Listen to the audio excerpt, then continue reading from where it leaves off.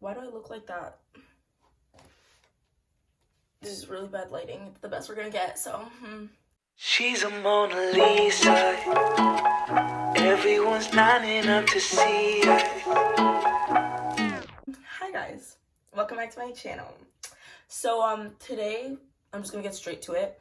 We're gonna be doing one of the most requested videos. Like every single day I get asked in my DMs and my comments to do this video, so that's what we're gonna be doing today. We're gonna be doing a how I edit my YouTube videos video. That sounded so cringy. What the hell? I'm gonna be showing you guys how I add texts, how I make them move, you know, how I crop, like how I zoom in a little bit, like all my fonts, how I get those, how I do transitions, how I add aesthetic overlays, pretty much everything that you need to know to edit your YouTube videos. So yeah, let's just get right into it. Before we start, something that makes editing videos a lot easier is to use keyboard shortcuts. So I'm just going to share with you guys the ones I use the most. So the first keyboard shortcut I use is Command C, which is basically to copy a clip or copy text or whatever. Then there's Command V, which is used to paste. Command B is used to cut a clip or like cut text, any of that. Command Z is to undo something in case you made a mistake or whatever. Shift Command Z is to redo in case you accidentally deleted something or you want to go back. The first step of editing a video is to import the footage onto your laptop, and it's super basic, but for the beginners, let me show you how you're going to do it. So first thing you're going to want to do is to go into iMovie and click on Create New and select the first option, which is to create a movie. Then you click on the down facing arrow to import media and select the file you want to import. And then you click on import selected and it pretty much just all pops up on your project. The second step, and probably the most boring and tedious part of editing, is the rough cut. The first thing you're going to want to do is to drag your video onto your timeline to start going through them and cutting out any parts that you don't want in the video, such as too long breaths or any mess ups. To remove a part, you're pretty much going to want to split the clip at the beginning of where you want to cut it out and do the same for the end. Then you just select the new clip and remove it. If you guys watch my videos, you know I like to distort my voice and low-key make fun of myself while doing so. It's honestly super easy and one of the first things I learned to do on iMovie. That sounded so cringy. What the hell? The first thing you want to do is select the clip that you want to distort the audio, and then you want to click on the three little circle icon in the corner and click on the audio effect. Then it's just going to give you a bunch of audio effects that you can choose from, but my personal favorites are the pitch up and pitch down ones. Okay, now I'm going to show you how I use the crop to fill and Ken tool to zoom in my clips. So the first thing you want to do is select the clip and click on the little crop tool at the top corner and press on crop to fill and drag the box to the size you want it to be cropped. Basically, that's how you just crop the video. And the second thing I like to do is to make my clip zoom in to add kind of like a funny look to the video. So to do this, you click on the same crop tool at the corner, but select Ken Burns.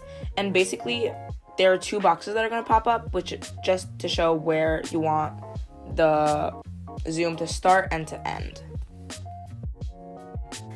Now I'm going to show you guys one of the more difficult parts, which is the aesthetic fonts and text and how I get them.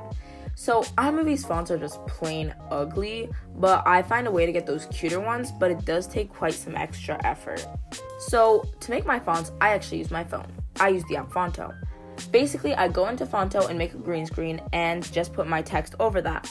Once you have the green screen, you can type text, add it, and move it around. Change the size, and just like change the text in general.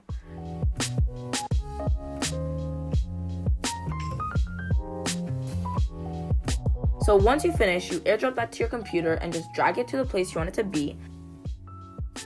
Select the green/blue screen setting, and then you have your text.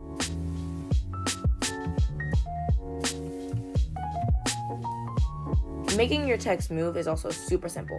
It's basically the same thing as when you make your video zoom in.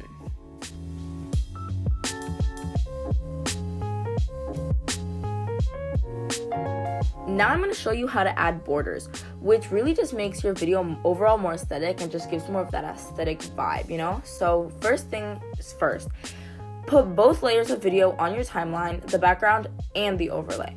Then you drag the first video over the video you want to be your border and click on the two little boxes, then click picture in picture and crop the video to the size you want. and there you got your border.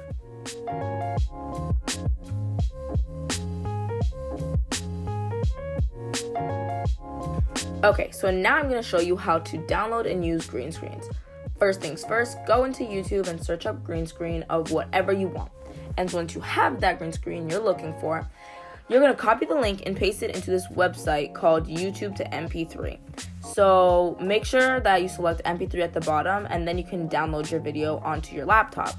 So once your video is downloaded, you go back to iMovie, paste the video onto whatever you want your green screen, click the two little boxes and select green/blue screen, and that's how you get a green screen on your video.